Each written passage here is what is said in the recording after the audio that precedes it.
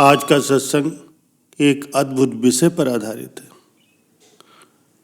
प्यारे सज्जनों, आमतौर पर हम ऋषि मुनि, संत महात्मा, साधु सन्यासी, पुरोहित पुजारी, आचार्य, गुरु, सिद्ध योगी, पंडित, ब्राह्मण और ज्ञानी के बीच में भेद नहीं कर पाते। किसी भी धार्मिक आध्यात्मिक कर्म से जुड़े व्यक्ति के लिए इनमें से कोई भी हम नाम प्रयुक्त कर देते हैं, जबकि मूल रूप से अगर हम देखें तो इन सब के अर्थ, उनके कार्य, उनकी विशेषताएं बिल्कुल अलग अलग होती हैं। तो आज के सत्संग में हम यही जानेंगे कि ऋषि मुनि, संत महात्मा, साधु, योगी और सिद्ध आखिर कहते किनको हैं और उनमें क्या भेद होता है। सबसे पहला है ऋषि। ऋषि शब्द उस व्यक्ति के लिए प्रयोग किया जाता है जिसने वैदिक ऋचाओं और मंत्रों की रचना की और अपने द्वारा रचित मंत्र या ऋचा के द्वारा परम तत्व का उसने साक्षात्कार किया है। वैदिक ऋचाओं के रचयिताओं को मंत्र दृष्टा भी कहा जाता है। जैसे विश्वामित्र, वशिष्ठ, अगस्त्य, अत्रि, अंगिरा आदि महान ऋषि हुए हैं। अगला है मुनि। मुनि शब्द उस व्यक्ति के लिए प्रयोग किया जाता है जिसके मन में किसी भी कामना का कोई ज्वार नहीं उठता, उसका मन एकदम शांत है। मुनि का संबंध बाहरी मौन से नहीं बल्कि आंतरिक मौन से होता है। आमतौर पर माना जाता है कि जिसने मौन व्रत धारण कर लिया है वही मुनि, लेकिन ऐसा नहीं होता। हम कई बार मौन धारण कर लेते हैं, लेकिन फिर भी हमारे अंदर लगातार कोई न कोई विचार चलता ही रहता है। आप सड़क पर चलते हुए लोगों को ध्यान से देखिए तो वो भले ही ऊपर से मौन हो, लेकिन उनके अंदर विचारों का वाक युद्ध लगातार चलता रहता है। जो जहां है वो वहां उपस्थित नहीं दिखाई देता। कोई बड़बड़ाता जा रहा है, कोई अपने ऊपर झुंझलाता हुआ रास्ते पर चला जा रहा, तो कोई आनंद के गीत गाता जा रहा। उन सब के भीतर लगातार कोई न कोई द्वंद्व चल रहा है। अपने आप से संवाद करते रहना अस्थिर बुद्धि का लक्षण है। जिसने अपने अंदर की सभी कामनाओं से खुद को मुक्त कर दिया है, जिसकी बुद्धि स्थिर हो गई है, वो व्यक्ति अगर आपसे बात भी कर रहा है या मौन व्रत का त्याग भी उसने कर लिया है, तो भी वो व्यक्ति मुनि कहा जा सकता है। मुनि का अर्थ है जिसके अंदर कामनाओं और विचारों का संवाद विवाद सब खत्म हो गया, जिसका मन स्थिर हो गया है, वास्तव में वही मुनि है। अगला है संत महात्मा और साधु किसको कहते हैं। प्यारे सज्जनों, संत वो हैं जिसने अविनाशी सत्य को जान लिया है। महात्मा वो है जिसकी आत्मा किसी शुद्र विचारों से व्यथित नहीं होती। वो महान और पवित्र कार्यों में संलग्न रहता है। साधु एक सरल स्वभाव का व्यक्ति है जो किसी के अंदर भी हो सकता है।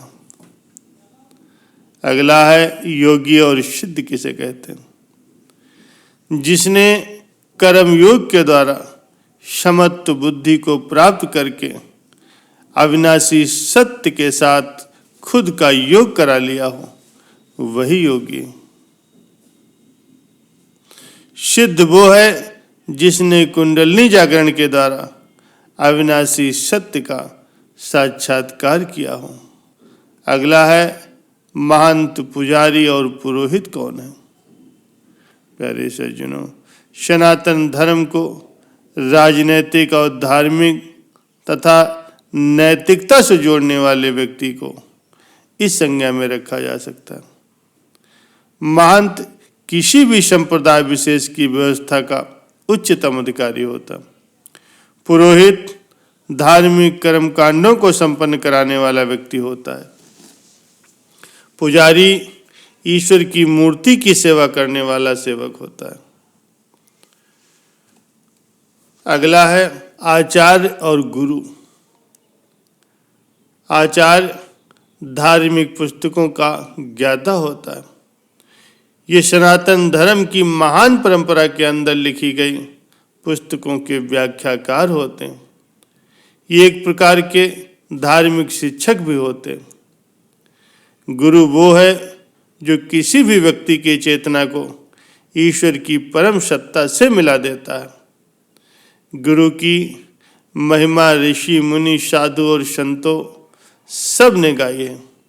बिना गुरु के बताए रास्ते के कोई भी न तो ऋषि हो सकता है, न मुनि बन सकता, न ही संत महात्मा अथवा योगी बन सकता।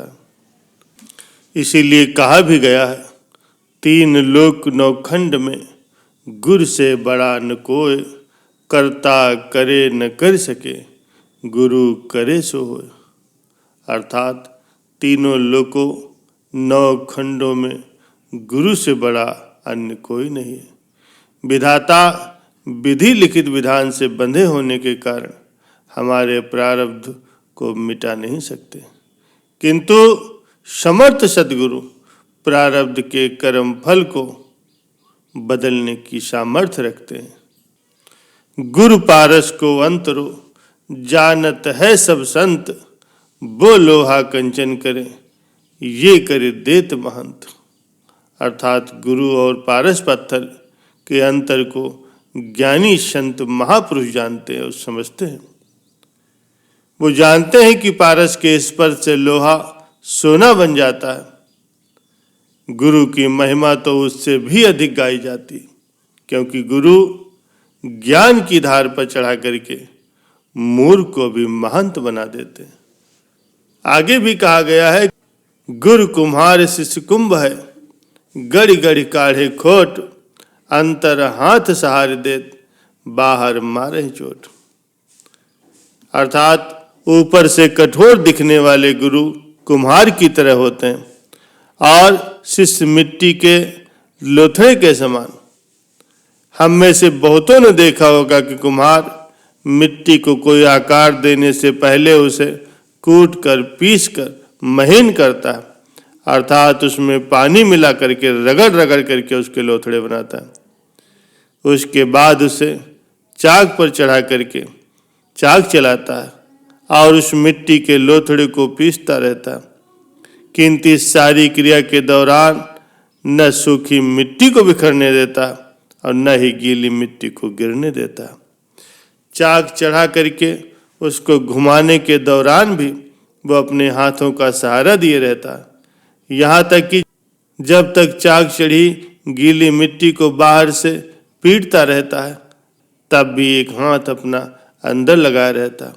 उसी तरह गुरु भी अपने शिष्य पर क्रोध भले ही करे, लेकिन वो उसका हित चाहते हैं, क्योंकि गुरु ही है जो मूर्ख को भी महान बना सकते हैं।